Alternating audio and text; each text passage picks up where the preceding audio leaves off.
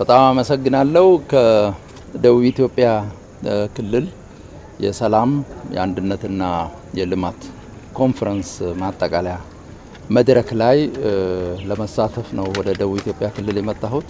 በተጨማሪም በክልሉ እየተከናወኑ ያሉ የልማት ስራዎችን ተዘዋውረን ለመመልከት እቅድ ይዘን ተዘዋውረን ተመልክተናል። በአጠቃላይ በደቡብ ኢትዮጵያ ክልል በሀገር አቀፍ ደረጃ የተቀረጹ የልማት ኢኒሼቲቮችን በክልል ደረጃ ከታቀዱ የልማት መርሃ ግብሮች ጋር በተቀናጀ አኳኋን በውጤታማነት እየተፈጸመ መሆኑን ተመልክተናል። ለምሳሌ ከጎበኘናቸው የልማት ስራዎች መካከል አንደኛው በሀገር አቀፍ ደረጃ በክቡር ጠቅላይ ሚኒስትር ዶክተር አብይ አህመድ 2015 ጥቅምት ወር ላይ እዚሁ አርባ ምንጭ ከተማ ይፋ የተደረገውን የሌማት ትሩፋት መርሃ ግብር በክልል ደረጃ በአንድ ወረዳ አንድ ተራራ የማልማት ኢኒሼቲቭ ተቀርጾ ከዛ ጋር በተቀናጀ አኳኋን እየተተገበረ ያለበትን አካባቢ ነው ያየነው። በዛ መሰረት ከፍተኛ ጉዳት የደረሰባቸው ተራሮች እንዲያገግሙ ተደርጓል።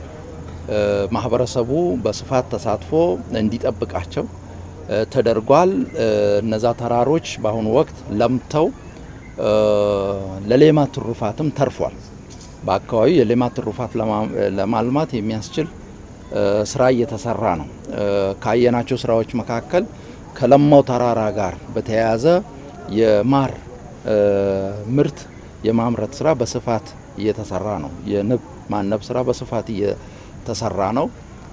ይሄ ለሌሎች አካባቢዎችም ተሞክሮ የሚሆን ነው። የተጎዱ ተራሮችን መልሶ በማልማት ከዛም ልማት በመቀጠል ደግሞ ኢኮኖሚያዊ ፋይዳ የሚሰጡ የልማት ስራዎችን መጀመር ትልቅ ስራ ነው። ሌሎች አካባቢዎችም ይህንን ተሞክሮ ይወስዳሉ፣ ይተገብራሉ ብዬ አምናለሁ።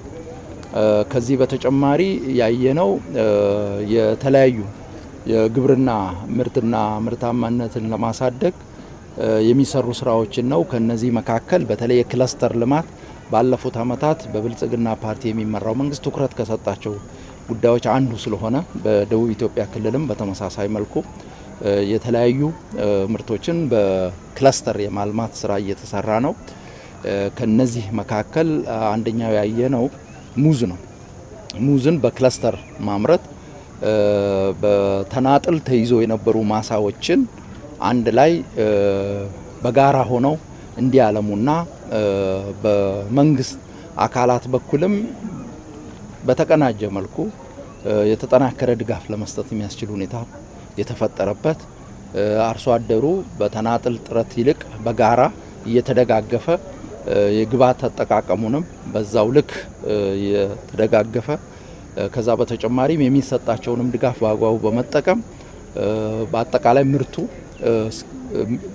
መጨረሻው ውጤት ላይ እስኪደርስ ድረስ ያለውን ሂደት በሙሉ ተባብረው ተጋግዘው ተደጋግፈው በመደመር እሳቤ እየሰሩ ያሉበት ሁኔታ መኖሩን አይተናል።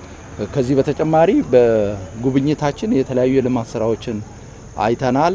በወላይታ ዞን በነበረን ጉብኝትም በተለይ ከሌማት ትሩፋት ጋር ተያይዞ የዶሮ ምርትና ምርታማነትን ለማሳደግ እየተሰራ ያለውን ስራ አይተናል። ዶሮ እና እንቁላል ምርትና ምርታማነትን ከማሳደግ ጋር ተያይዞ እንደ ማነቆ የሚታየው የመኖ አቅርቦት ነው።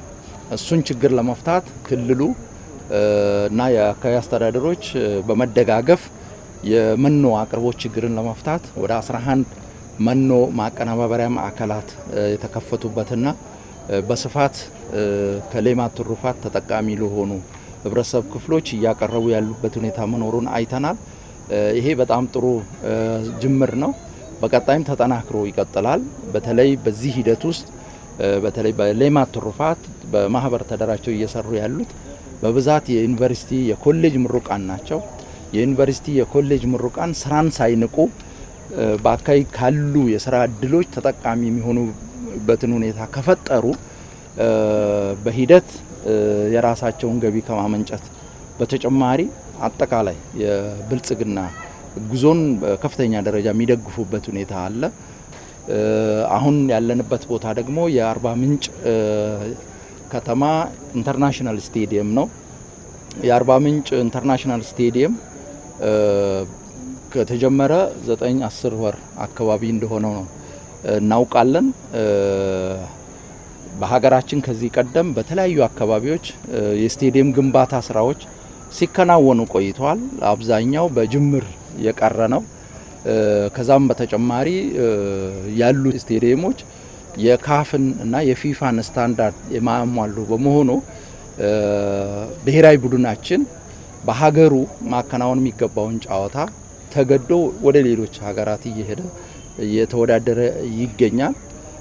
ኢትዮጵያ ትልቅ ሀገር ናት።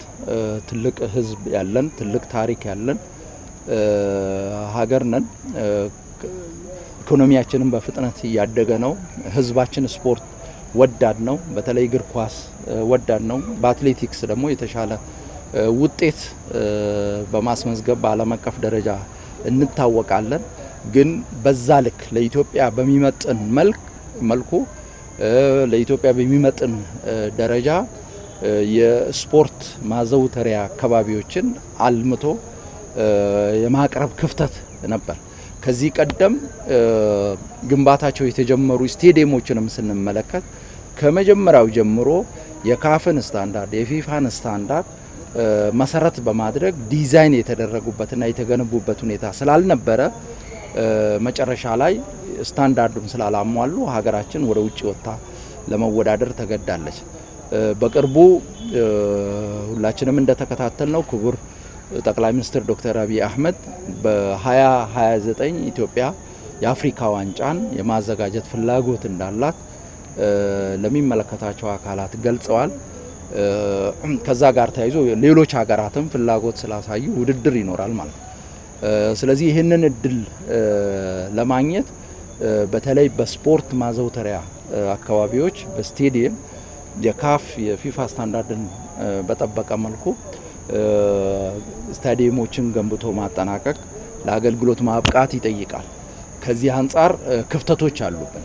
ያንን ክፍተት የሚሞላ ስራ መስራት ይጠበቅብናል። ከዚህ አንጻር የአርባ ምንጭ ኢንተርናሽናል ስቴዲየም ሀገራችን በ2029 የአፍሪካ ዋንጫን ለማዘጋጀት ያላትን ፍላጎት ለማሟላት ከሌሎች ተወዳዳሪዎች ልቃ እድሉን ለማግኘት ከማስቻል አኳያ ትልቅ አስተዋጽኦ ያበረክታል ብለን እናምናለን። አጠቃላይ ስራው የ2 ዓመት ከ9 ወር ፕሮጀክት እንደሆነ ነው የተገለጸው።